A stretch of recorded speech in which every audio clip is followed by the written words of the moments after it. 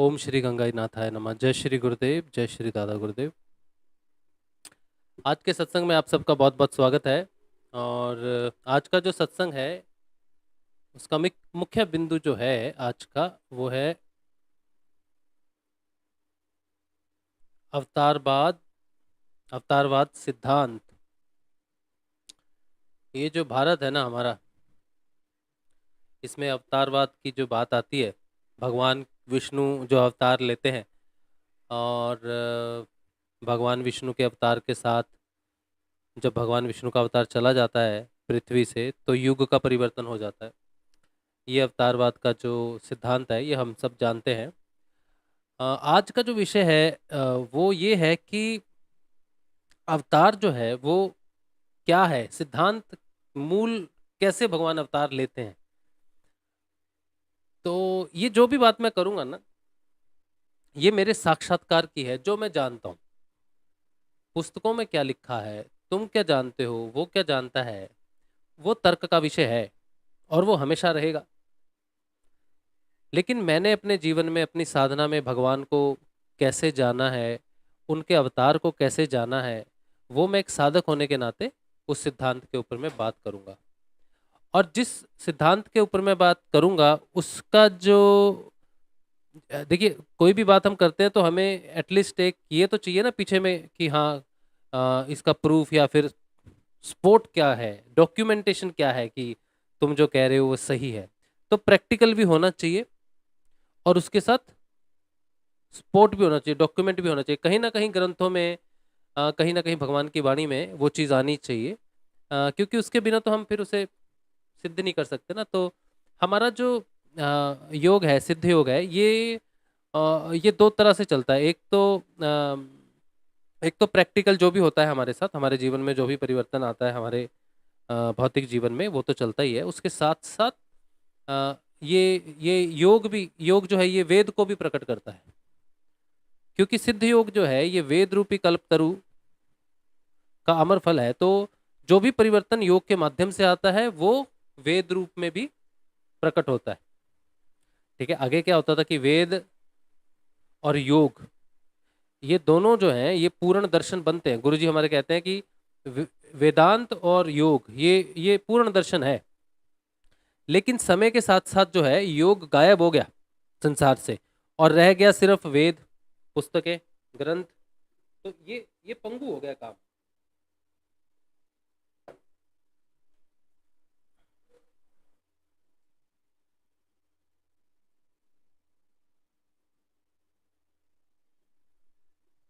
ठीक है, तो योग के बिना वेद जो है वो पंगु है। और अगर जिस योग से साक्षात्कार वेद प्रकट ना हो, ज्ञान प्रकट ना हो, ऐसा योग भी पंगु है। तो दोनों एक दूसरे के बिना पंगु हैं। तो अगर मुझे योग हो रहा है, अगर मुझे योग प्रकट हो रहा है, तो इसमें एक तो मेरे में परिवर्तन होगा और जो परिवर्तन होगा उससे ज्ञान प्रकट होगा और उस ज्ञान से वेद प्रकट होगा।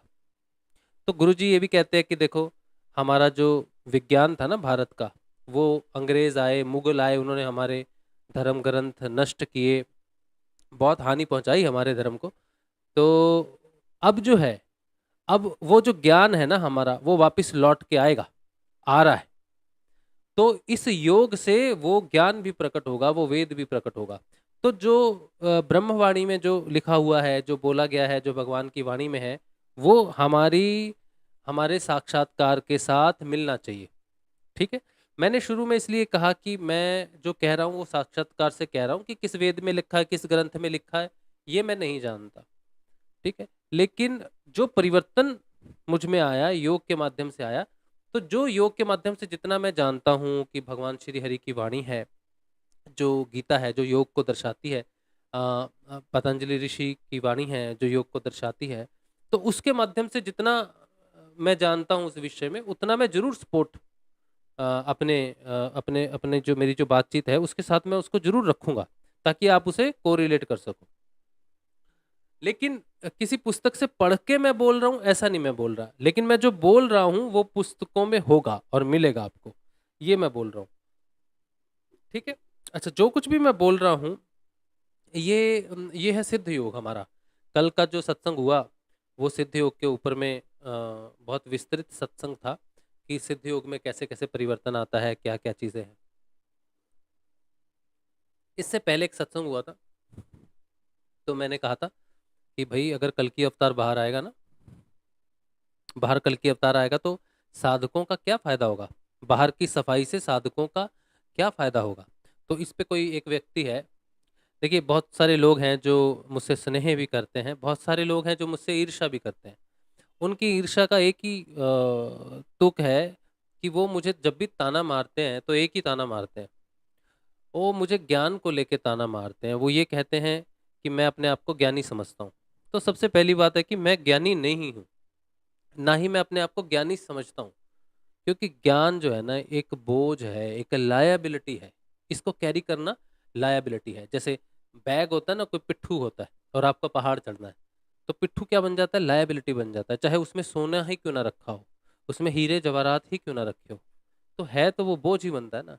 तो ज्ञान को कैरी करना ना बोझ है, लेकिन सत्य जो है वो बोझ नहीं बनता है। सत्य सीढ़ी की तरह काम करता है। सत्य सत्य हमें लिफ्ट करता है। तो मैं क्या समझता हूं कि मेरे पास जो मुझे प्राप्त हुआ है वो सत्य है। मुझे जो प्राप्त हुआ वो ज्ञान नहीं प्राप्त हुआ, मुझे डायरेक्ट मुझे सत्य प्राप्त हुआ है, मुझे आत्म जागृति प्राप्त हुई है, मुझे भगवान श्री हरि का योग प्राप्त हुआ, मुझे गुरु भगवान का योग प्राप्त हुआ है, और वो सत्य है। और जो कुछ भी मैं बात करता हूँ वो उस योग की बात करता हूँ, सत्य की बात करता हूँ। वो बाद में आप तक पहुंचते पहुंचते कैसे ज्ञान बन जाता है ये मुझे नहीं पता। लेकिन मैं ज्ञान नहीं जानता कि ज्ञान क्या है, कैसे कैसे काम करता है, क्या नहीं है। मैं ये जानता हूँ कि सत्य की बात रखना, अपने अनुभवों को पूरी सत्यता के साथ रखना ही मेरा सत्संग है। इसीलिए मैं इसे सत्संग कहता हूँ। कोई ज्ञान वार्ता या ज्ञान जंग या कुछ भी नहीं कहता। ये ज्ञान से इसका कोई लेना देना नहीं है। इसका पूरा लेना देना सत्य और अनुभव से है। आपको ये ज्ञान लगता है तो आपकी इच्छा है, ठीक है। तो हम कोई ज्ञानी नहीं है। और ऐसे तुम पहले नहीं हो जो मुझे ज्ञान के लिए बहुत लोग चैलेंज करते हैं। जिनको भी मेरे से ईर्ष्या है वो ज़्यादातर लोग मुझे ज्ञान के लिए चैलेंज करते हैं कि हमारी इस बात का जवाब दो, उस बात का जवाब दो। तो मैं उन्हें कोई जवाब नहीं देता। जहाँ पर मुझे पता चलता है कि ये ज्ञान ज्ञान व्यान के चक्कर में फंसा हुआ व्यक्ति है और ये सिर्फ अपना पुस्तकों का ज्ञान है और मेरे साथ बेकार में समय नष्ट करता है, हम ऐसे व्यक्ति को फिर आगे से जवाब नहीं देते। तो ये कोई ज्ञान वार्ता कुछ नहीं है, ये प्योर ट्रांसफॉर्मेशन पर है। और दूसरी बात ये है कि मैं जो भी बोलता हूँ सत्संग में वो किसी भगवान विशेष को आदर देने के लिए नहीं करता, किसी देव विशेष को आदर देने के लिए नहीं करता। ना मैं राम भगवान को आदर दे रहा हूँ या उठा रहा हूँ या उनका महिमा मंडन कर रहा हूँ, ना कृष्ण भगवान को कर रहा हूँ, मैं किसी भी भगवान को नहीं कर रहा। क्योंकि मैं एक रिलीजन के हिसाब से सत्संग नहीं करता कि मैं एक हिंदू हूँ इसलिए राम भगवान की ही कथा बोल रहा हूँ या कृष्ण भगवान की ही कथा बोल रहा हूँ, ठीक है। तो मेरा उससे कोई लेना देना नहीं है कि मैं जो सत्य बोल रहा हूँ वो भगवान श्री राम पर आधारित है, भगवान श्री कृष्ण पर आधारित है, अल्लाह पर आधारित है, जीसस पर आधारित है, किस पर आधारित है। मैं सिर्फ और सिर्फ सत्य का गुणगान करता हूँ। अब सत्य के गुणगान गुणगान में भगवान श्री राम स्वयं आ जाते हैं तो इसमें मेरा दोष नहीं है। मैं सत्य का गुणगान करता हूँ, इसमें भगवान श्री कृष्ण का गुणगान आता है तो इसमें मैं क्या करूँ। मैं सत्य का गुणगान करता हूँ तो इसमें जीसस आ जाते हैं तो मैं क्या करूँ। सत्य का गुणगान करता हूँ तो इसमें भगवान श्री गुरुदेव तो रहते ही रहते हैं, शुरू से अंत तक वही रहते हैं।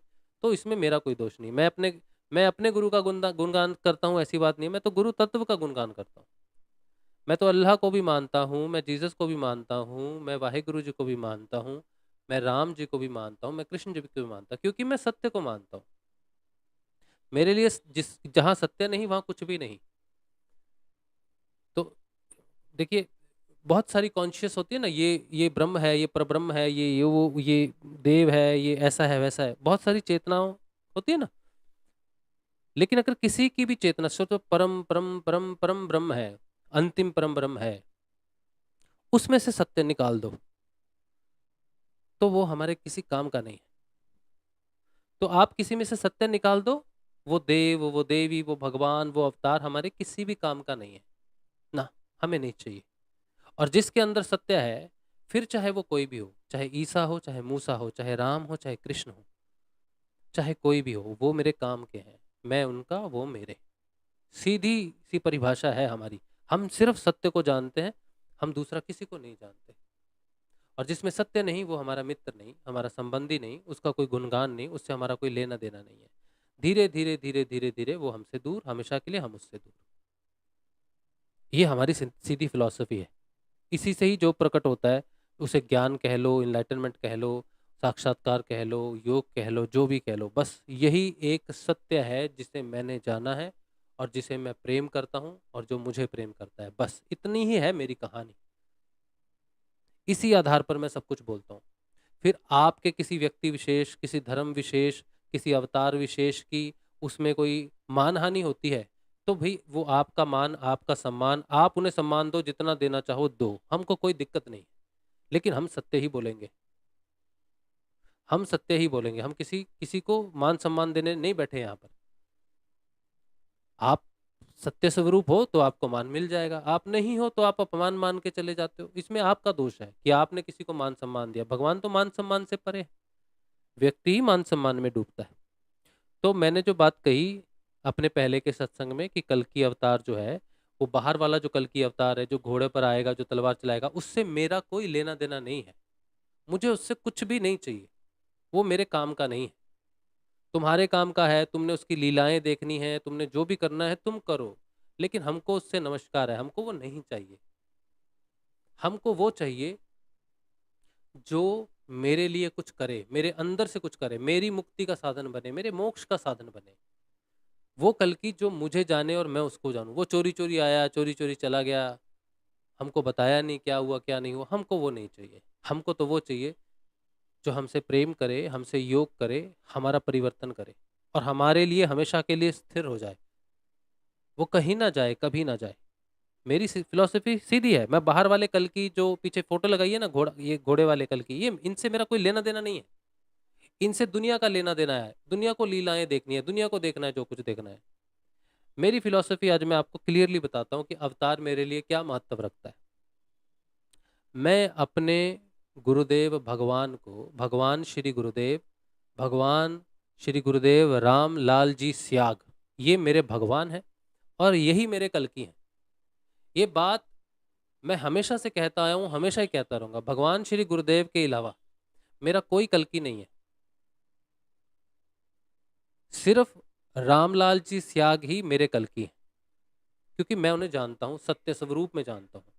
और दूसरी बात, जो मैं बाहर की बात कर रहा हूँ, बाहर कोई कल की नहीं है, तो ये मैं अपनी बात, मेरी मेरी जो भी बात है ना, ये गुरु भगवान पर ही आधारित है। गुरु भगवान ने स्वयं कहा है कि मैं कोई शरीर नहीं हूं बेटा, मैं कोई शरीर नहीं हूं, मुझसे अंदर से जुड़ो। लंबे लंबे दंडवत प्रणाम करने का कोई लाभ नहीं है, मुझसे बाहर से कोई कुछ भी प्राप्त नहीं कर सकता। तो जब भगवान गुरुदेव स्वयं कह रहे हैं कि मुझसे बाहर से कुछ भी लाभ नहीं है जुड़ने से, जुड़ना है तो अंदर से जुड़ो, करुण प्रार्थना अंदर से करो, आंख बंद करके मुझे अपने अंदर देखो, बाहर वाला तुम्हें कुछ भी नहीं देगा। ये फिलॉसफी गुरु भगवान की है जो मेरे अंदर घटित हुई और इसे मैंने सत्य जाना। भगवान गुरुदेव ने कहा कि बेटा बाहर कुछ नहीं है, तो मैंने उनको आंख मूंद के विश्वास कर लिया, ऐसा नहीं है।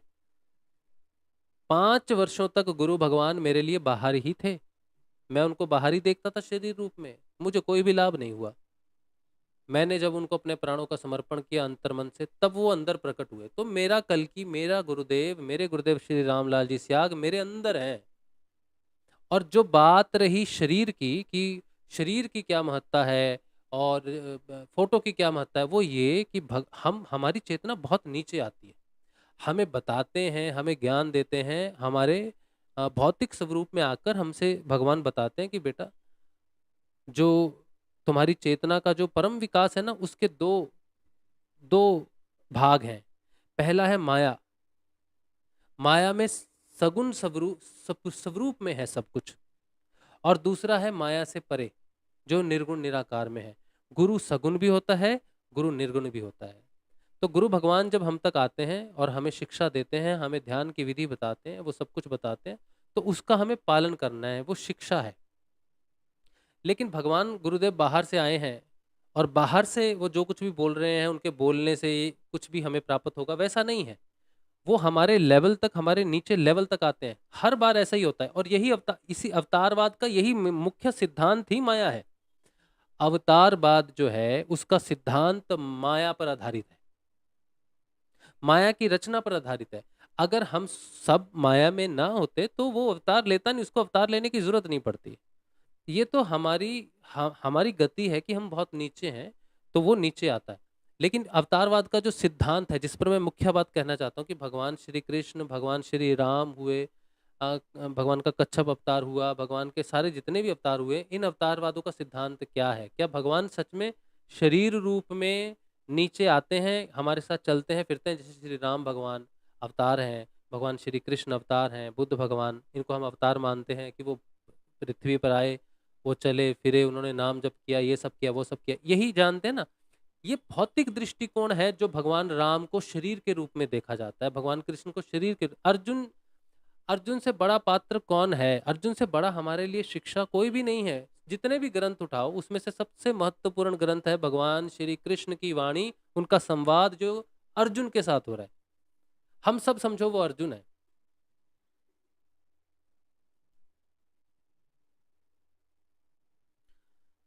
अर्जुन को भगवान ज्ञान देते हैं अपने अवतार का कि मैं कौन हूं, क्या हूं, कैसे बताते हैं, सब कुछ बताते हैं।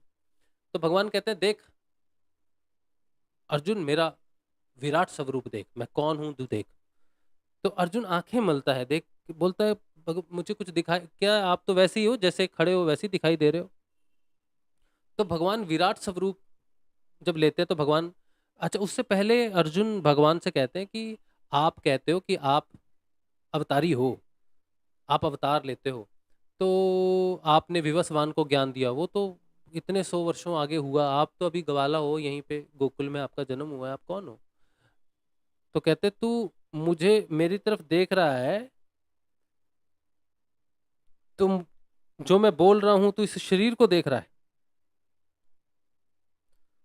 तो भगवान श्री कृष्ण ने वही बात कृष्ण कृष्ण उसी अर्जुन को यही बात समझाई जो गुरु भगवान ने हमें समझाई। गुरु भगवान ने यही कहा कि बेटा तुम जो ये देख रहे हो ना, मैं शरीर नहीं हूं। यही बात अर्जुन को कही थी भगवान श्री कृष्ण ने कि तू जिन आंखों से मुझे देखने की कोशिश कर रहा है मैं वो नहीं हूं। तुम मुझे देखना चाहता है तो ये देख, दिव्य दृष्टि। तब भगवान उसे दिव्य दृष्टि देते हैं, उसे वो दिव्य चक्षु देते हैं, वो आध्यात्मिक ज्ञान देते हैं, वो उसे सत्य की शक्ति, सत्य का प्रकाश देते हैं, जिसमें अर्जुन भगवान के स्वरूप को देखता है। और जगह भी आपको मिलेगा कि भगवान कभी जन्म नहीं लेते। वो जो नील पुरुष है, वो जो नील पुरुष है वो कभी भी इंसान के रूप में जन्म नहीं लेता है। भगवान अजन्मा है, उसे अजन्मा। आप गुरु नानक देव जी की वाणी है ना, एक ओमकार सतनाम करता पुरख, आता है ना, उसमें एक जगह आता है अजूनी सैबान, आता है ना। वो अजूनी है, वो जन्म नहीं लेता, वो न जन्मता है न मरता है, वो माया में थोड़ी फंसता है। तो अवतार कैसे होते हैं उसके? श्री राम कौन थे, श्री कृष्ण कौन थे? तो भगवान एक चेतना है, वो नील पुरुष एक चेतना है, कॉन्शियसनेस पुरुष, वो चेतना है। जिस शरीर का चयन भगवान करते हैं कि इस महात्मा के शरीर के माध्यम से इस महात्मा के शरीर में मुझे वो चेतना का डिसेंट होता है। जैसे एक बालक जब माँ के गर्भ से पैदा होता है तो वो बालक है, उसकी चेतना क्या है? बालक की चेतना है। समय के बाद उस बालक की चेतना, वो युवक होता है, फिर वृद्ध हो जाता है। जब वो वृद्ध है तो उसकी चेतना वृद्ध की है, चेतना में परिवर्तन हुआ ना। अच्छा, इससे भी अच्छी जो एग्जाम्पल है, कोई साधक है, हमारे जो हिंदू धर्म है उसमें एक साधक है ना, वो साधना करता है, साधारण व्यक्तिगत है, वो व्यक्तिगत रूप से साधना करता है। लेकिन एक समय जीवन में उसका ऐसा आता है कि वो गुरु कृपा से आत्म रूप से जागृत हो जाता है। जब वो आत्म रूप से जागृत हो जाता है तो वो आत्म चेतना में स्थित हो जाता है। धीरे धीरे उसकी व्यक्तिगत चेतना जो है वो आत्म चेतना में लय हो जाती है, परिवर्तित हो जाती है। अब वो आत्म स्वरूप हो जाता है, अब वो बुद्ध हो जाता है। जो जागृत है, जो पूर्ण जागृत है, जो आत्म रूप में स्थित है, वो बुद्ध है।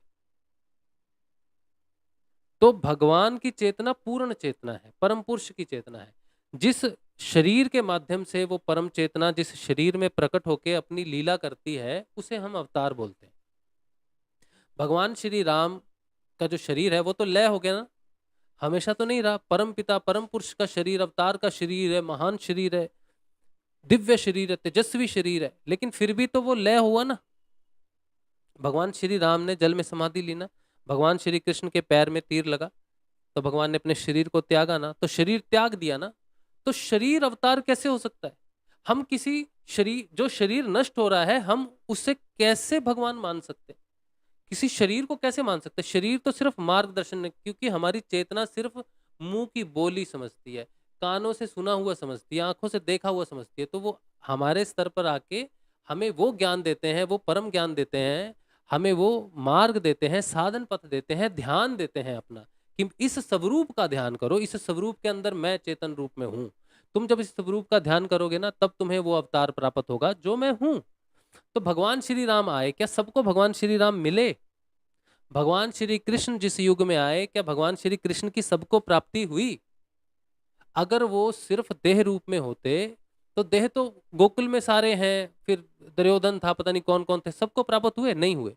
दुर्योधन क्या कहता था भगवान श्री कृष्ण से? कि तुम मायावी हो, कहता था ना, मायावी हो। तो दुर्योधन को क्यों नहीं दिखा? वो साधारण शरीर में वो अवतार क्यों नहीं दिखा? क्योंकि शरीर अवतार नहीं है, शरीर के अंदर की चेतना अवतार है। भगवान श्री कल्कि भी ऐसे ही एक साधारण शरीर में आकर अपना कार्य करेंगे, और जिसको जगाएंगे, जिससे जुड़ेंगे, उसी को पता चलेगा कि ये कल्कि है। और जो कुछ भी भगवान के बारे में सफेद घोड़ा और तलवार ये सब जो संबोधन किया जाता है, ये सारे प्रतीकात्मक हैं। ये उसका दिव्य स्वरूप है, ये उस जैसे भगवान श्री कृष्ण का स्वरूप है एक, वैसे ही श्री श्री कल्कि का भी एक स्वरूप है। मैंने देखा कि भगवान जो कल्कि की जो तस्वीर तलवार है ना, वो सुदर्शन चक्र ही है जो तलवार का स्वरूप धर लेती है। सुदर्शन चक्र दो धारी था, वो एंटी क्लॉकवाइज भी घूमता है और क्लॉकवाइज भी घूमता है। इसी तरह से जो तलवार है, ये दो धारी तलवार है, इस तरफ भी काटती है, इस तरफ भी काटती है। तो वो मुंह की तलवार है, मुख की तलवार है। ऐसा लिखा हुआ है, बाइबल में लिखा है कि जब वो आएगा मुख की तलवार से लड़ेगा। ठीक है, तो मुख की तलवार क्या है? वो दिव्य मंत्र है जो गुरुदेव श्री रामलाल जी स्याग ने हमें दिया। तुम्हें मानना है गुरुदेव को, तुम मानो, तुम्हें नहीं मानना है तुम किसी और को मानो, तुम जिसको चाहते हो मानो, तुम्हें नहीं मानना है मत मानो। लेकिन मैं जो जानता हूं, मुझे उसको संसार में बताने के लिए इस संसार की कोई भी शक्ति रोक नहीं सकती, कोई मुझे नहीं रोक सकता। मृत्यु ही रोक सकती है, बस मृत्यु आएगी तो हम चुप होकर चले जाएंगे। लेकिन जब तक हम जीवित हैं, तब तक हम जो गुणगान करेंगे, हमारे गुरुदेव का गुणगान करेंगे, और जो तलवार, हम उन्हीं को ही कल्कि कहेंगे, उन्हीं की तलवार को ही हम कहेंगे। ये दो धारी तलवार है जो उनके मुख से चलती है, और वो गुरुदेव जी का मंत्र है जिसके आगे और पीछे दोनों बीज मंत्र हैं, और बीच में जो है वो भगवान श्री का नाम है। ठीक है, तो मेरे लिए मेरे गुरुदेव कल्कि स्वरूप है, लेकिन मेरे गुरुदेव जो रामलाल जी स्याग हैं, वो जो जिस माया में प्रकट हुए, उनका ध्यान जो किया जाता है वो सिर्फ माया तक का है, लेकिन वो उनका स्वरूप नहीं है, वो उनका सच्चा स्वरूप नहीं है। उनका सच्चा स्वरूप मेरे अंदर प्रकट हुआ है, और वो आत्म स्वरूप है, वही है जो मेरे अंदर लड़ रहा है, उसी की तलवार है जो अंदर लड़ रही है, वही मेरे अंदर बैठा है, वही मेरा कल्कि है। तो मेरे लिए अवतार एक ऐसी चेतना है जो प्रबुद्ध शरीर में प्रकट होके उस शरीर के माध्यम से वो कार्य करती है जो संसार के बदलाव के लिए करने की जरूरत है। मेरे गुरु भगवान ने कहा कि बेटा, अवतार के जाते ही युग बदल जाता है, और ये युग बदलेगा 14 जनवरी 2020 को। गुरु भगवान, हालांकि गुरु भगवान ने जो शरीर छोड़ा ना, मैं वो भी बता देता हूँ, 5 जून 2017 को, 2 साल पहले गुरुदेव ने शरीर छोड़ा। लेकिन गुरुदेव की ये बात थी कि युग बदलेगा 2020 में 14 जनवरी को, और यही बात सत्य है। और गुरु भगवान ने शरीर छोड़ा, उसका कारण अलग है कि उन्होंने पहले, और उन्होंने ये खुद कहा था कि मेरी मेरी आयु 93 वर्ष की है, और 93 वर्ष के अनुसार गुरुदेव के शरीर छोड़ने का समय था वो 2019 का अंत। और मुझे जो चेतना प्राप्त हुई गुरु भगवान की, वो 2019 में ही प्राप्त हुई। मेरी जागृति उसी समय आई जिस समय युग लय हो रहा था। मेरे लिए सब कुछ आंतरिक है, मैं सब कुछ आंतरिक जान सकता हूँ, मुझे किसी को यकीन दिलाने की जरूरत नहीं है। लेकिन जो लोग सत्संग देखते हैं, और जो जो इस सत्संग को सुनते हैं, उनको ये भ्रांति, कोई दूसरा व्यक्ति उनको भ्रांति में न डाले। आपको ये जानना चाहिए कि अवतार, अवतार का मतलब है अवतरण। अवतरण का मतलब ये नहीं कि वो गर्भ से आया है, गर्भ से पैदा नहीं होता अवतार कभी भी। अवतार चेतना अवतरित होती है, डिसेंट होती है अवतार की सत्ता। अवतार की चेतना हमेशा डिसेंट होती है और उस शरीर से कार्य करती है जिस शरीर का चयन वो चेतना, वो पुरुष, वो नील पुरुष की चेतना उस शरीर का चयन करती है। गर्भ में नहीं रहता वो, गर्भ में नहीं रहता, कभी जन्म नहीं लेता वो। गुरु जो है वो आत्म तत्व है। अगर वो जन्म लेगा, शरीर रूप से जन्म लेगा, तो मेरे अंदर जो आत्म रूप से चेतन हो रहा है वो, और जो अवतार बाहर घूम रहा है वो तो दोनों दो हो गए। फिर मेरे अंदर वाला अलग और बाहर वाला कल की, अंदर वाला आत्मा। ये तो द्वैतवाद हो गया ना, ये तो द्वैतवाद हो गया, ये तो हमारा सिद्धांत ही नहीं है द्वैतवाद का। शरीर नहीं है ईश्वर, गुरु भगवान शरीर नहीं है। आपका जो भगवान श्री हरि की गीता पढ़ोगे ना, गीता में भगवान ने लिखा है कि अर्जुन, यदा यदा ही धर्मस्य ग्लानिर्भवति भारतः। भारतः मतलब जो प्रकाश की तरफ बढ़ने वाला साधक, प्रकाश की तरफ बढ़ने वाला मतलब आत्मा की तरफ बढ़ने वाला। जब आत्मा की तरफ बढ़ने वाला मन में ग्लानि भर लेता है और उसको उसके कर्म, जिसे पाप बोला जाता है, कर्म जो गुणात्मक है उसे उठने नहीं देते, जागृत होने नहीं देते और भयंकर रूप से उसे सताते हैं, तो साधक त्राही माम करता है कि गुरु भगवान, हम हमसे आगे हो नहीं रहे साधना, हम बहुत मुसीबत में फंस गए आपका नाम लेके, हम आपकी तरफ बढ़ रहे हैं तो हमारे जीवन की जो है दुर्दशा हो गई है, हमें बचाओ। वो पुकारता है भगवान को। लोग कहते हैं ना हम अपने आप ध्यान कर रहे हैं, हम अपने आप आगे पहुंच जाएंगे, हम ध्यान कर रहे हैं। तो यहाँ अवतारवाद का कोई सीन ही नहीं है जो आप खुद कर सकते हैं। अवतार तो वहां प्रकट होता है जहां पे त्राहिमाम करता है साधक, माया के लपेटे में फंसता है, गुणात्मक है वो, तब भगवान वहां पर लेते हैं जन्म। तो भगवान कहते हैं अभ्युत्थानम धर्मस्य तदात्मानम सृजाम्यहम्। तो वहां मैं स्वयं को आत्म के रूप में सृजन करता हूँ। तदात्मानम, आत्मानम सृजाम्यहम्, आत्मा के रूप में मैं सृजन सृजन करता हूँ स्वयं को। भगवान का अवतार हमेशा आंतरिक है। बुद्ध, वो बुद्ध जो है, बुद्ध कोई बाहर चलने वाला बुद्ध थोड़ी है। अगर बाहर चलने वाला बुद्ध होता तो उसको जब एनलाइटनमेंट मिली तो उसके शिष्य उसको छोड़ के चले गए।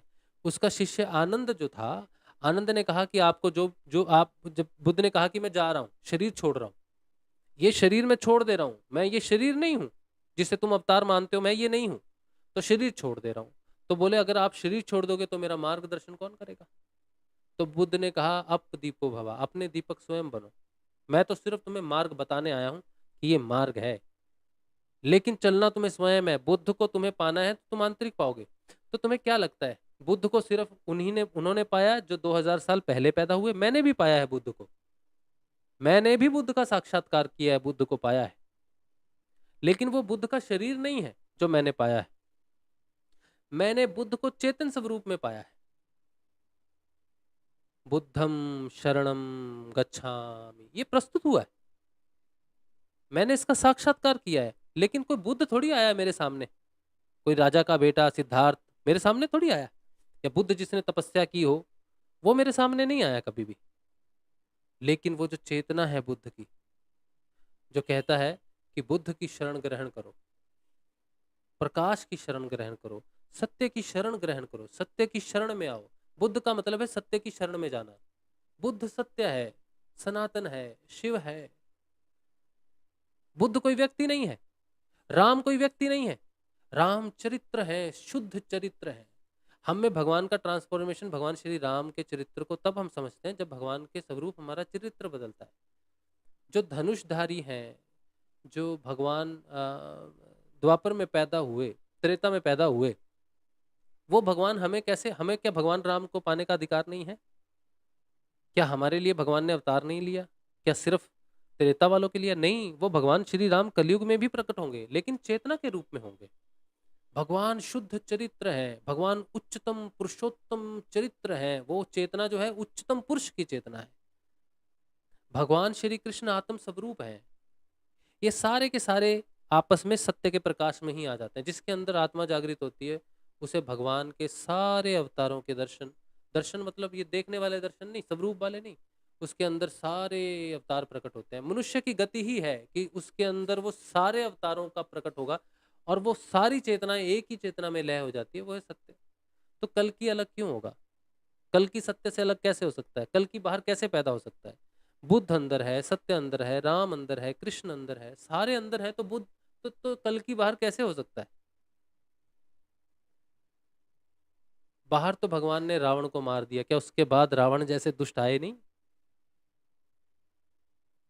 इस प्रकृति में आप अगर सांख्य योग पढ़ोगे ना, तो सांख्य योग में वर्णन आता है कि जो साधक स्वयं को पूर्ण रूप से प्राप्त कर लेता, पुरुष के रूप में प्राप्त कर लेता, उसके लिए माया लय हो जाती है।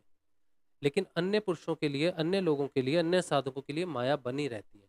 तो रावण सदैव बना रहता, माया में रावण सदैव बना रहेगा। जब तक माया रहेगी तब तक पाप बना ही रहेगा। पाप को बाहर से नष्ट करने का मतलब है कि माया को नष्ट कर देना, और अगर माया नष्ट हो जाती है तो बाहर संसार नष्ट हो जाएगा। इसलिए माया कभी बाहर नष्ट नहीं होती भौतिक रूप में, माया नष्ट होती है आंतरिक सूक्ष्म रूप में। उस साधक के लिए नष्ट होती है जिस साधक ने माया का रहस्य जान लिया। जिसके अंदर अवतार प्रकट हो जाता है उसके अंदर माया लय हो जाती है, तब जाके वो माया से मुक्त होके अपने स्वरूप को प्राप्त होके माया से बाहर चला जाता है। बाकी सारे माया में फंसे रहते। हमसे पहले क्या किसी ने मोक्ष प्राप्त नहीं किया? तो उसके मोक्ष प्राप्त होते ही क्या हमारे लिए ये लोभ लालच ये सब खत्म हो गए? नहीं हुए, क्योंकि हमने नहीं वहां से उसको प्राप्त किया। तो शंकराचार्य जी जब कहते हैं ना कि ब्रह्म सत्य है, जगत मिथ्या है, तो वो किस स्थिति में कह रहे हैं? हम जिस स्थिति में बैठे हैं आज माया में, हमारे लिए ब्रह्म मिथ्या है लेकिन माया सत्य है। क्यों? क्योंकि हम माया में रह रहे हैं। हम तो माया को जानते हैं, भूख प्यास को जानते हैं। लेकिन शंकराचार्य जब बोल रहे हैं तो वो आत्म रूप से स्थित होकर उन्होंने माया को लय कर दिया है। अब उनके सामने सिर्फ ब्रह्म है, माया तो है ही नहीं, क्योंकि वो माया से छूट चुके हैं। इसलिए उन्होंने कहा है कि माया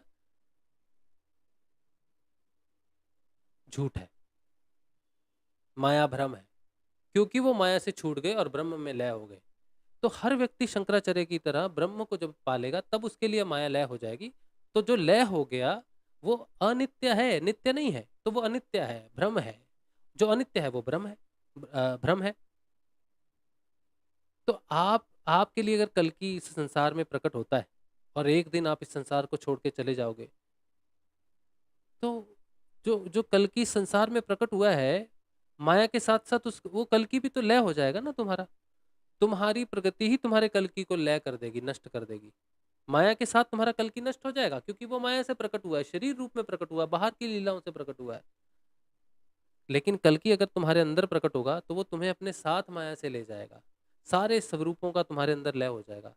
भगवान के विराट स्वरूप को देखोगे ना, तो भगवान के कई स्वरूप नजर आते हैं। अर्जुन को सारे स्वरूपों के दर्शन भगवान विराट स्वरूप में कराते हैं कि मैं ही राम हूँ, मैं ही कृष्ण हूँ, मैं ही बलराम हूँ, मैं ही हनुमान हूँ, मैं ही बुद्ध हूँ, मैं ही सब कुछ हूँ। तो विराट स्वरूप का मतलब ही है कि सारे अवतार अंदर हैं।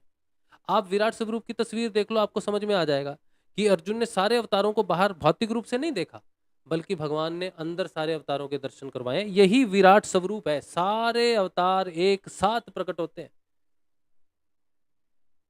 भगवान का विराट स्वरूप ही मेरी सारी बात के लिए प्रमाण है कि जब तुम अंदर से जागोगे तभी तुम्हें कल्कि का वो स्वरूप दिखेगा।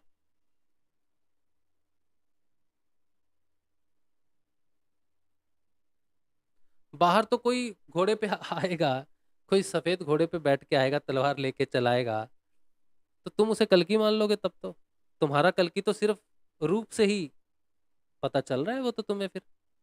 तो कोई व्यक्ति ग्रंथ के अनुसार जिस गांव में जाएगा और घोड़े पे लेके घूमेगा, सफेद घोड़े पर लेके घूमेगा, तो तुम्हारे जैसे मूर्ख तो उस सफेद घोड़े वाले को ही देख के कल्कि मानेंगे। तुम्हारे पास क्या हो कि क्या प्रमाण होगा उसके कल्कि होने का? सिर्फ ये कि वो उसके पास सफेद घोड़ा है। भगवान श्री कृष्ण को जिन्होंने पहचाना वो कैसे पहचाना? जो स्वरूप अर्जुन को दिखा वही तो दुर्योधन को दिखा, लेकिन अर्जुन ने पहचाना कैसे? कुछ तो होगा अर्जुन के पास पहचान, कुछ तो भगवान ने बताया होगा अर्जुन को कि मैं कौन हूं। कर्ण जो है वो दुर्योधन के पक्ष में था, लेकिन फिर भी कर्ण को पता था कि कृष्ण जो है वो कौन है, उनकी सत्ता क्या है। अर्जुन दुर्योधन को दिख नहीं रहा, भीष्म पितामह को दिख रहा, कर्ण को दिख रहा, तो कहाँ दिख रहा है, कहाँ दिख रहा है? क्योंकि बाहर सुदर्शन चक्र चलाया इसलिए, इसलिए उनको माना कि ये कृष्ण है क्योंकि सुदर्शन चक्र है। हाँ। कितने मायावी हुए, कितना हुआ, माया से कुछ भी स्वरूप धर लेते हैं। रावण ने माया से साधु का स्वरूप धर लिया और माँ सीता को ठग लिया। माता सीता क्यों ठगी गई? स्वरूप के कारण ठगी गई। और तुम क्यों ठगे जाओगे? स्वरूप के कारण ठगे जाओगे। स्वरूप नहीं दर्शाता कि कल की कैसा होगा, तुम्हारी आत्म जागृति दर्शाती है। इस कलयुग में जो तुम्हारा उद्धार करेगा वही तुम्हारा कल की होगा। और मेरा उद्धार करने वाला, मुझे जगाने वाला भगवान श्री गुरुदेव रामलाल जी स्याग का आंतरिक स्वरूप है। बाहर से तो मैं अपने भगवान से कभी मिला भी नहीं, बाहर से देखा भी नहीं उनको, कभी गुरुदेव से कभी नहीं मिला। अंदर मेरे साथ मेरे हर सवाल का जवाब प्रस्तुत होता है, हर क्षण मेरे साथ रहते हैं, हर कर्म में मुझे देखते हैं, सोते जागते समय मुझे कभी भी नहीं छोड़ते, हमेशा मेरे साथ रहते हैं। मैं तो फिर भी कुछ समय के लिए सो जाता हूँ, स्वयं को भूल जाता हूँ, लेकिन वो तो सोते हुए भी मुझे देखते हैं, वो तो मुझे एक क्षण भी नहीं छोड़ते। और भगवान श्री गुरुदेव के प्राप्त होने के बाद ही मुझे कृष्ण प्राप्त हुए उसके साथ ही मुझे राम प्राप्त हुए, उसके साथ ही मुझे वो प्रकाश प्राप्त हुआ, बुद्ध प्राप्त हुआ। और तुम तो अभी बहुत कुछ जानते भी नहीं। उस अवतार बाद में कितनी चेतनाएं हैं जिन्होंने उस चेतना को जिन्होंने सत्य के प्रकाश को किया, तो आप तो जानते भी नहीं, पुस्तकों में लिखा भी नहीं, उनके बारे में जानता भी नहीं कोई। कैसे मिलोगे उनसे? तुम्हारा जीवन का प्रयोजन सिर्फ कल्कि से मिलना ही है, कल्कि को मिलके हो गया। कल्कि के बाकी के स्वरूपों का क्या है, उसके बाकी के अवतारों का क्या है? प्रकट होंगे तो सारे अवतार प्रकट होने चाहिए ना। अर्जुन को जब प्राप्त हुआ तो सिर्फ कृष्ण थोड़ी प्राप्त हुए, उनको भगवान श्री के जितने भी अवतार हुए वो विराट स्वरूप में सब सारे प्राप्त हुए। तुम्हें नहीं होंगे? अवतारवाद का सिंपल सिद्धांत है, आंतरिक चेतना का जो परिवर्तन होगा वो उस महाचेतना में होगा जो उस समय के लिए तुम जिस नाम से उसे जानोगे। भगवान श्री कृष्ण को कृष्ण रूप में जाना गया द्वापर में, भगवान श्री राम की उच्चतम चेतना को राम भगवान की चेतना के अनुसार जाना गया त्रेता में। इस संसार में उसी सत्य की चेतना को ही जाना जाएगा जिसे राम के नाम से जाना गया, जिसे कृष्ण के नाम से जाना गया, उसे ही कल्कि के नाम से जाना जाएगा। लेकिन वो आंतरिक स्वरूप उनका एक ही है, सत्य। सत्य और सत्य, सत्य ही है सब कुछ, सत्य के अलावा कुछ भी नहीं है, कुछ भी नहीं है, कुछ भी स्थायी नहीं है। सत्य ही सनातन है, सत्य ही आत्मा है, सत्य ही आंतरिक गुरु है, सत्य ही कृष्ण है, सत्य ही राम है, सत्य ही शिव है। अगर कुछ जानने लायक है इस संसार में तो वो सत्य है बस। बाहर से किसी को जानने का कोई प्रयोजन नहीं है। किसी घोड़े वाले को, किसी तलवार वाले को, किसी धनुष वाले को, किसी सुदर्शन वाले को जानकर आप जान नहीं सकते उनको, किसी को नहीं। भगवान राम के बारे में तुम जान सकते हो? तुम कह दो कि तुम जानते हो राम को, नहीं जान सकते। कृष्ण को कह दो कि जानते हो, नहीं जान सकते। बुद्ध को कह दो कि जानते हो, नहीं जान सकते। तो तुम कल्कि को कैसे जानोगे?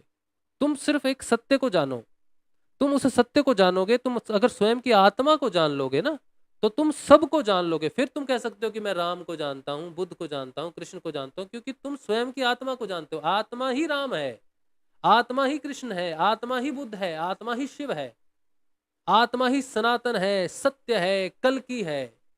सिर्फ वो कल्कि को जगाने वाला स्वरूप एकमात्र गुरु का हो सकता है।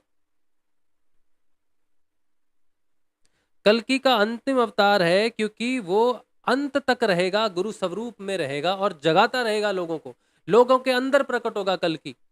एक एक मनुष्य का अंतिम रूपांतरण कल्कि में होगा। धरती पर हर मनुष्य जो अपनी पूर्णता को प्राप्त करेगा कलयुग में वो कल्कि होकर ही होगा। उसको कलयुग में कल्कि के नाम से जाना जा रहा है, बस इतनी ही बात है। लेकिन है वो वही जो कृष्ण में प्रकट हुआ, जो राम में प्रकट हुआ, जो बुद्ध में प्रकट हुआ, वही है। हर युग के अनुसार उसको पाने का तरीका अलग है, उसकी पहचान अलग है। लेकिन माता सतयुग में भी हुई, माता त्रेता में भी हुई, माता द्वापर में भी हुई, माता कलयुग में भी हुई। माता तो माता ही है ना।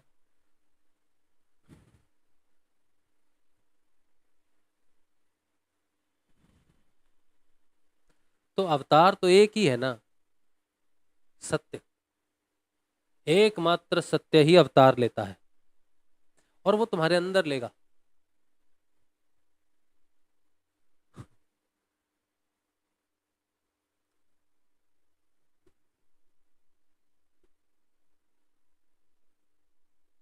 मैंने अपने गुरु जी को कल की अवतार में देखा और उनको कहा, किसी ने टिप्पणी की थी कि मैंने अपने गुरुदेव को कहा है कि वो कल की अवतार नहीं है। मेरे गुरुदेव कल, मैं आत्मा को ही अवतार मानता हूँ। मेरे गुरुदेव आत्म स्वरूप है, परमात्मा स्वरूप है।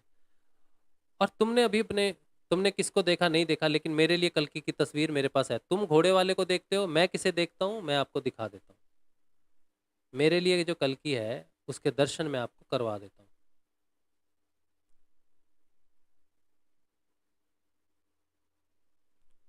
मेरे कल्कि को देख लो।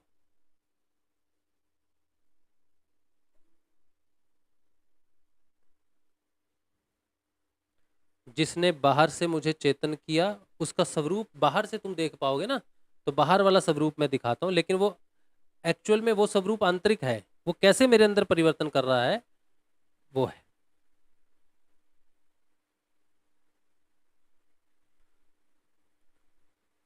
मेरे लिए कोई घोड़े वाला नहीं आएगा, ये मैं जानता हूँ। तो मुझे घोड़े वाले का कोई इंतजार नहीं। आप कर सकते हो इंतजार, आप करो।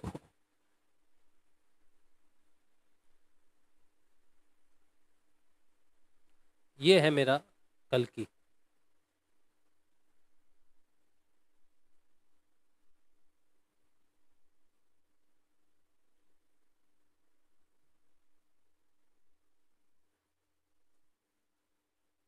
ये है मेरा कल्कि।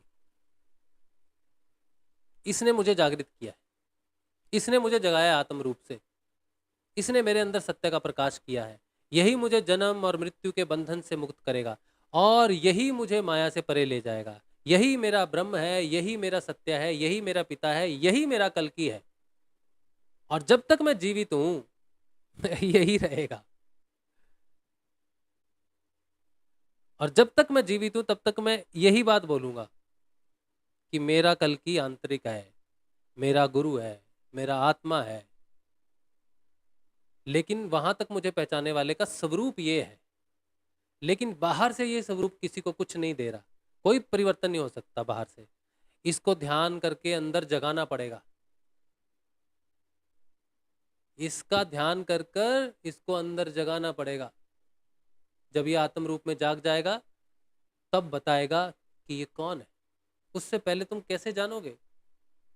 जिस तरह तुमने कृष्ण को नहीं पहचाना, उस तरह तुम इसे भी नहीं पहचान पाओगे, क्योंकि तुम भ्रम में हो।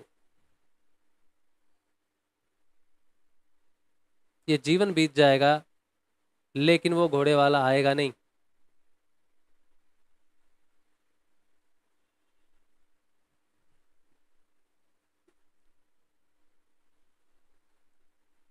ठीक है, तो ये पूरी डॉक्यूमेंट्री है इस चैनल के ऊपर में। गुरुदेव की इस तस्वीर की पूरी डॉक्यूमेंट्री है। 2 साल हो जाएंगे इस तस्वीर को बनाए हुए। तो आप देख लो, ऊपर मैंने लिखा है श्री कल, ये कल की अवतार हैं, यही पश्चिम जगत के कंफर्टर हैं और यही वो अधिमानसिक देव हैं जिनको ऋषि अरविंदो ने नीचे उतारा। और इनके माध्यम से ही हमारा परिवर्तन अति मानसिक में होगा और अति मानसिक का योग जो है वो नील पुरुष से होगा। ये जो नीचे आप देख रहे हो ना काला, ये भगवान के पैरों की तरफ देखोगे आप, पूरा काला बादल है। ये हमारी अंधकार, ये माया है। ठीक है, ये माया है। और ये जो बीच का सफेद, मैंने पेंटर को बोला था सफेद करना है इसको, वो नहीं कर पाया इसको, क्योंकि उसको लग रहा था सफ़ेद कपड़े हैं और पीछे भी बैकग्राउंड सफ़ेद है तो कैसे नज़र आएगा, तो उसने थोड़ा सा अपने हिसाब से किया। लेकिन ये सफ़ेद बैकग्राउंड जो है ये यूनिफॉर्मिटी है, इक्वालिटी का है, अधिमानसिक देव का है। फिर ऊपर जो नीला हिस्सा है अतिमानसिक का, ये उस नील पुरुष के साथ योग का है जो कभी जन्म नहीं लेता। और मुख की तलवार जो है गुरु भगवान की, एक मिनट मैं दिखा देता हूं आपको। ये वो मुख की तलवार है जिसे हम संजीवनी मंत्र कहते हैं। ये दो धारी है, ठीक। और ऊपर लिखा हुआ है कल की अवतार द कंफर्टर। और अतिमानसिक सुपरमाइंड नॉन डुअलिटी, जहां पर भगवान के साथ योग होता है, भगवान का योग, श्री कृष्ण का जो योग है। ये कुंडलिनी शक्ति है जो भगवान गुरुदेव जी के आज्ञा से जागृत होती है, कार्य करती है। और यही ट्रांसफॉर्मेशन है आपका। और ये जो त्रिशूल है, लोग कहते हैं ये त्रिशूल है, ये त्रिशूल नहीं है लोगों ने इसे त्रिशूल समझा, त्रिशूल नहीं है, ये दंड है। ये लोहे का न्याय दंड है। एक होता है राजदंड, वो चांदी का हो सकता है, लेकिन ये है न्याय दंड, ये लोहे का है। और जो नीचे त्रिशूल की तरह दिख रहा है ना आपको, ये त्रिशूल नहीं है, ये त्रिगुणात्मक प्रकृति दिखा रहा है। त्रिगुणात्मक प्रकृति है अंधकार में। तो ये जो पाप है, ये तीनों कर्मों को पाप माना गया है, तमोगुण, रजोगुण और सतोगुण। ये सतोगुण का उत्थान होता है क्योंकि हमें जो जीवन जीना है वो सतोगुण के अधीन जीना है, इसीलिए सतोगुण का उत्थान होगा। लेकिन मुक्ति के लिए सतोगुण भी त्याज्य है, तो वो आपको वो भी त्यागना पड़ेगा। यही है वो दंड जिससे न्याय करेंगे, यही है वो दंड जिससे पाप को तिरोहित किया जाएगा, नाश किया जाएगा। और यही वो दंड है जिससे सतोगुण का उत्थान किया जाएगा, जिससे धर्म का उत्थान होगा। और इस तरफ आप देखो, ये मानसिक है, जो साधारण चेतना है, जो अंधकार में है माया के, वो नीचे है डुअलिटी और इनइक्वालिटी, दो हैं और कई हैं। फिर जब हमें थोड़ा ट्रांसफॉर्मेशन आता है तो हम डुअलिटी में चले जाते हैं, दो हैं लेकिन एक ही समान है, बराबर है। लेकिन फिर हम जब भगवान से योग करते हैं तो बस एक ही है, सत्य स्वरूप, निर्गुण निराकार परब्रह्म परमात्मा, और उसमें ही लय होता है सारा। और भगवान के हाथ में, ऊपर में आप देखोगे तो इनके हाथ में वेदांत है, देख रहे हो, राइट हैंड में गुरुदेव ने वेदांत को पकड़ा है। तो योग के साथ किसका उत्थान होगा? वेदांत का उत्थान होगा, ज्ञान प्रकट होगा। भगवान योग देते हैं अपने नाम जप से कि योग करो, उससे क्या प्रकट होगा? वेदांत प्रकट होगा। योग और वेदांत पूर्ण दर्शन है। और ये जो ऊपर दिख रहे हैं ना दाढ़ी वाले, ये आदि शिव हैं। और ये वो तत्व हैं जो ट्रांसफॉर्मेशन करते हैं, जिन्हें अवतार के रूप में हम मानते हैं कि अवतार हुआ है। अवतार हुआ है का मतलब है कि वो परम सत्य चेतना एक शरीर में प्रकट होकर अपनी लीला कर रही है। ठीक है, तो लीलाओं का महत्व सिर्फ उतना ही है जितना कि बाहर के लोग उस युग में देख पा रहे हैं। बाकी लीला आंतरिक है। जो लीला है, जो राक्षसों को मारना है, जो कुछ भी करना है, वो उसका आंतरिक है। लीला बाहर जो दिखाई दे रही है भौतिक रूप में, वो नहीं, आंतरिक है उसकी लीला। अंदर है युद्ध, असुर अंदर है, रावण, वो सारे अंदर हैं। उसकी असली लीला तो योग में पता, योग में जब उसकी लीला होती है तब आपको पता चलेगा। तब जब माया के सारे रहस्य आपको समझ में आएगा तब पता चलेगा उसकी लीला क्या है। ठीक है, तो ये है मेरे कल की, और इनका नाम है गुरुदेव श्री रामलाल जी सियाग। और मैं हमेशा सत्य का साथ देता हूँ। मुझे मालूम है कुछ लोग बोलते हैं कि मैंने ऐसे बोला गुरुदेव नाराज हो जाएंगे। जो नाराज होते हैं वो मेरे गुरुदेव नहीं है। मेरे गुरुदेव कभी नाराज नहीं होते। वो भौतिक भौतिक गुरु भगवान ने एक बार कहा था कि बेटा मैं तीनों गुणों में हूं, लेकिन तीनों गुण मुझ में नहीं है। तो मेरे भगवान गुणों से परे हैं। ठीक है, तो और बाकी रही बात कि मेरे कुछ कहने से भगवान नाराज हो जाएंगे या ये हो जाएंगे। अगर मैं कुछ ऐसा कहता भी हूँ तो वो मेरी शिक्षा के लिए होता है, हमेशा मेरे सुधार के लिए होता है। मैं कोई इंडिविजुअल सत्ता नहीं हूँ कि कोई कुछ कर रहा हूँ, कुछ बोल रहा हूँ। मेरा बोलना, मेरा जगना, मेरा सोना, मेरा बीमार होना, मेरा स्वस्थ होना, सब कुछ मेरी शिक्षा के लिए है। मेरा संपूर्ण जीवन मेरी शिक्षा के लिए है, इसके अलावा कुछ भी नहीं है। मेरा अच्छा बुरा, अप डाउन, रोना हंसना, खेलना कूदना, जीवन बीमारी, जो कुछ भी इस जीवन में कुछ भी है, एक एक क्षण में मैं जो भी शब्द बोल रहा हूँ, जो कुछ भी कर रहा हूँ, वो सारी की सारी जो है मेरी शिक्षा के अधीन आता है। भगवान मुझे शिक्षा दे रहे हैं, कभी उल्टा लटकाते हैं, कभी सीधा करते हैं, कभी बिठा देते हैं, कभी लिटा देते हैं, कभी कुछ करते हैं, कभी कुछ करते हैं, कभी कुछ बोलते हैं, कभी कुछ, सब मेरी शिक्षा के अधीन है। मैं कोई अलग व्यक्ति नहीं हूँ जो जो ज्ञान बांट रहा है, भगवान की बात कर रहा है, भगवान के बारे में बताया जा रहा है, इसीलिए मैं कोई दोष कर दूंगा, मैं कोई नष्ट हो जाऊंगा, मैं कल नर्क में जाऊंगा। नहीं भाई, मेरा नर्क स्वर्ग का चक्कर हो गया है। अब मैं उसका हूँ, वो मुझे नचा रहा है, मैं नाच रहा हूँ। अब मैं किसी भी कर्म से ना तो नर्क में पड़ने वाला हूँ, ना किसी कर्म से मैं स्वर्ग में पड़ने वाला हूँ, क्योंकि नर्क और स्वर्ग ये कर्म के साथ बंधे हुए हैं। जब उसने हमारा चयन किया है, जब उसने हमें जागृत किया है, उसके बाद फिर से हम नरक स्वर्ग में पड़ेंगे। ये कोई तुम्हारी चेतना, कोई आध्यात्मिक चेतना नहीं है। ये गलतियां तब तक होती हैं जब तक आप आत्म रूप से चेतन नहीं हो। ये बात मेरी कान खोल कर सुन लो कि आप पाप और पुण्य के भागी तब तक हो जब तक आपकी आत्मा जागृत नहीं होती है। आत्मा जागृत होने का मतलब ही है कि तुम चले, तुम गए, वो जाग गया है। अब कोई सुख दुख तुम्हारा भाग्य नहीं है रे भाई। अब जब तक तुम्हारा ये जीवन है तब तक वो जैसे चलेगा वो चलेगा। इसके बाद तुम इस शरीर को छोड़ के नर्क में जाओगे, पकोड़े तले जाएंगे, स्वर्ग में जाओगे, इंद्र बनोगे, ये सब खत्म हो चुका है। एंड माया का जो जर्नी था खत्म होगी भैया, करोड़ों अरबों साल की वो जर्नी खत्म होगी, तुम जागृत हो गए। यह अद्वितीय घटना है, इसमें कुछ भी पाप और पुण्य कुछ भी नहीं है। इसमें जो कुछ भी है वो अब लय हो रहा है, लय हो रहा है, सब शून्य हो जाएगा, सब शून्य हो जाएगा। आत्म जागृति कोई ऐसी घटना है कि इस जन्म में होगी, अगला जन्म में नहीं होगी? अरे तो भाई अगला जन्म कुछ नहीं है।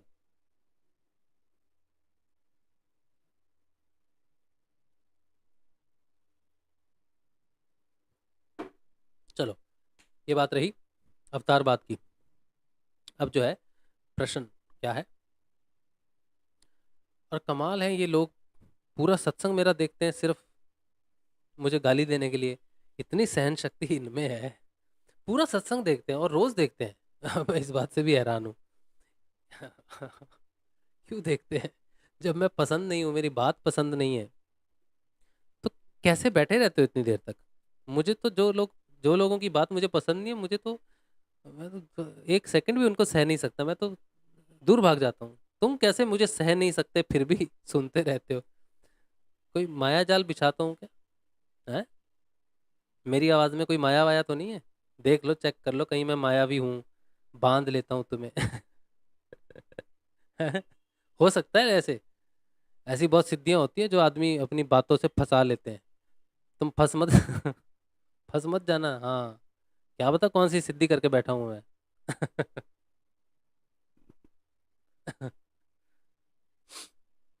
चलो ठीक। हाँ, संजीव शर्मा कह रहे हैं अवतार का शाब्दिक अर्थ है भगवान का अपनी स्वतंत्र शक्ति के द्वारा भौतिक जगत में मूर्त रूप से आविर्भाव होना, प्रकट होना। हाँ, ये वैसे बहुत शुद्ध हिंदी है, इतना मुझे समझ नहीं आया। शाब्दिक अर्थ है अवतार भगवान का अपनी स्वतंत्र शक्ति के द्वारा भौतिक जगत में मूर्त रूप से आविर्भाव होना। भगवान शरीर में उस वो चेतना का अवतरण होता है। उस शरीर, वो जो शरीर है उसे महापुरुष की संज्ञा दी जाती है।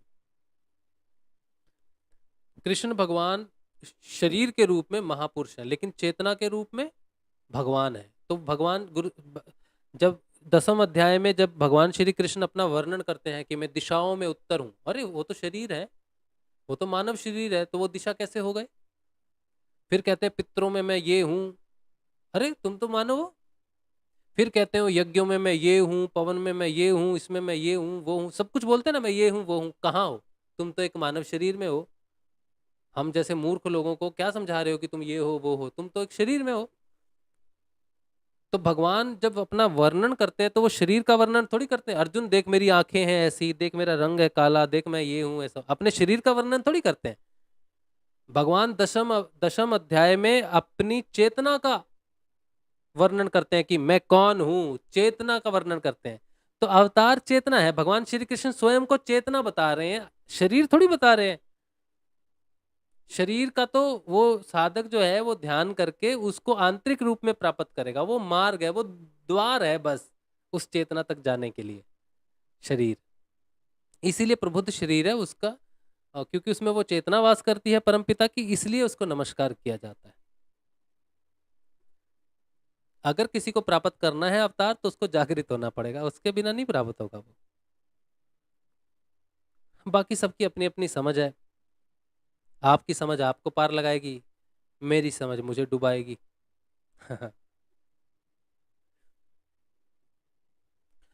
रीना कह रही है गुरु भाई मेरी सहेलियां कहती हैं कि सदगुरु यानी कि जग्गी वासुदेव ही सच्चे गुरु हैं। हाँ, तो उनको अगर आत्म जागृति मिली है जग्गी वासुदेव जी से, तो वो उनके लिए सच्चे गुरु हो गए। लेकिन अपनी सहेलियों से पूछो कि क्या तुम आत्म रूप से चेतन हो? क्या तुम्हारा जो रूपांतरण है वो जग्गी वासुदेव में हो जाएगा? तुम में और वासुदेव में, जग्गी वासुदेव में कोई अंतर नहीं रहेगा? ऐसा सीन है कि तुम और वो एक हो जाओ, तुम्हारा उनके साथ योग हो जाए? अगर ऐसा है तो सच्चे हैं। अगर द्वैतवाद है, तुम रह गई और वो रह गए, तो फिर कैसी सच्चाई? जैसे गंगा सागर में मिलके सागर हो जाती है, वैसे ही साधक अपने अपने अपने ईश्वर से मिलके उस ईश्वर स्वरूप में प्रकट हो जाता है। द्वैतवाद नहीं रहता ना। तो दो ही रह जाएंगे मृत्यु तक। अंतिम क्षण में भी दो रहे, वो ये मैं ये रह गया, तो फिर सच्चे कैसे हुए? अगर उनको योग प्राप्त हुआ है जग्गी वासुदेव जी का, तो फिर वो सच्चे गुरु हैं उनके लिए। अगर नहीं हुआ है तो फिर अब पता नहीं क्या सच है उनके लिए। ठीक है, चलिए। किसी का कोई प्रश्न नहीं है, बहुत अच्छी बात है। तो यहीं पर जो है हम आज के सत्संग को रखते हैं, और कल के सत्संग में मिलेंगे हम लोग, है ना? चलिए। अरे, मैं भी चला गया उधर से। हाँ हाँ। चलिए ठीक है, चलो, और तो कुछ नहीं है फिर। जय श्री गुरुदेव, जय श्री दास। अच्छा, सत्संग में सहयोग कीजिए। जो भी आर्थिक सहयोग कर सकते हैं सत्संग में, मेरा व्हाट्सएप नंबर। और जो भी गुरु भगवान से जुड़ना चाहें, सिद्ध योग की दीक्षा लेना चाहें, सिद्ध योग में आना चाहें, कहीं आना जाना नहीं है, इस सिद्ध योग की दीक्षा बिल्कुल निशुल्क है, इसके लिए कोई पैसा नहीं देना पड़ता है। और घर में बैठ के ही आप मंत्र जपेंगे, गुरुदेव जी की तस्वीर का ध्यान करेंगे, सारे परिवर्तन उसी से आएंगे, आत्म जागृति उसी से होगी। गुरु भगवान को पर्सनली मिलने की जरूरत नहीं है, वो अंतर ध्यान हो चुके हैं। गुरु शरीर नहीं होता है, गुरु स्वच्छंद चेतना है। और मुझ में जो भी परिवर्तन आया इसी फिलॉसफी से आया। और गुरु भगवान जो है वो आत्म स्वरूप है, कल की हैं, और वो तुम्हारे अंदर जन्म लेंगे, तभी तुम उन्हें जान पाओगे। तो किसी को भी सिद्ध योग में आना है, आत्म जागृति की तरफ आना है। ये कुंडलिनी योग भी है, इसे राजयोग भी कहते हैं, पूर्ण योग भी कहते हैं, सिद्ध योग भी कहते हैं, निशुल्क है। मुझे कोई व्हाट्सअप करेगा कि राज शिव भाई आप हमें अपने गुरुदेव जी की जानकारी दो, अब हम उन्हें अपना बनाना चाहते हैं, हम उनका ध्यान करना चाहते हैं, सिद्ध योग के मार्ग पर आना चाहते हैं, तो आप हमें जानकारी भेज दो। तो मैं आपको वो सारी जानकारी भेज दूंगा। 3 4 5 6 वीडियोस हैं उसमें, कुछ लिखा हुआ मैटर भी है, वो पढ़ लेंगे। उसी में ही पूरा कुछ सब कुछ है, अलग से कुछ भी नहीं। ठीक है? तो सिद्ध योग निशुल्क है, आप जरूर सिद्ध योग में आए, ध्यान साधना में आए। इसमें कुछ भी नहीं करना है, सिर्फ नाम जप करना है और गुरु जी का ध्यान करना है, बस इतना ही है और कुछ भी नहीं है। हाँ, तो चैनल का एक ज्वाइन बटन होता है, उसको ज्वाइन कीजिए। ज्वाइन नहीं करेंगे तो फिर हम भाग जाएंगे। ठीक है, हम किसी और चैनल पर भाग जाएंगे, हम बहुत सारे काम करने लगेंगे, जिससे फिर चैनल जो सत्संग है ये कंटिन्यू नहीं होगा, क्योंकि हमें अपने परिवार को चलाने के लिए कुछ ना कुछ काम तो करना ही पड़ेगा। तो हम अन्य कामों के लिए भाग जाएंगे। फिर हफ्ते में 3 दिन 4 दिन सत्संग करेंगे, बाकी दिन हम अन्य काम करेंगे। तो अगर प्रॉपर सहयोग आएगा सत्संग में, प्रॉपर चैनल की ग्रोथ होगी, मेंबरशिप होगी, तो हम यहाँ टिके रहेंगे, वरना हमारे घर में बहुत सारे लोग हैं जो हम पर डिपेंडेंट हैं, तो वो फ़र्ज़ हम निभाते रहेंगे। इसीलिए मैं आपको बोलता हूँ कि आपको सत्संग अगर आपके लिए ज़रूरी है तो सहयोग कीजिए। आप मुझे सहयोग कर सकते हैं फ़ोन पे, गूगल पे, या जो भी आप जैसे भी करना चाहें। मैंने नंबर अपना दे दिया है आपको, 8777211139। इसके अलावा चैनल को ज्वाइन करके मिनिमम मेंबरशिप तो ले ही सकते हैं, बड़ी नहीं लेनी है तो उससे भी सहयोग मिलता है। ठीक है, चलिए आज का सत्संग श्री गुरुदेव के श्री चरणों में, कल मिलेंगे कल के सत्संग में। जय श्री गुरुदेव, जय श्री दादा गुरुदेव।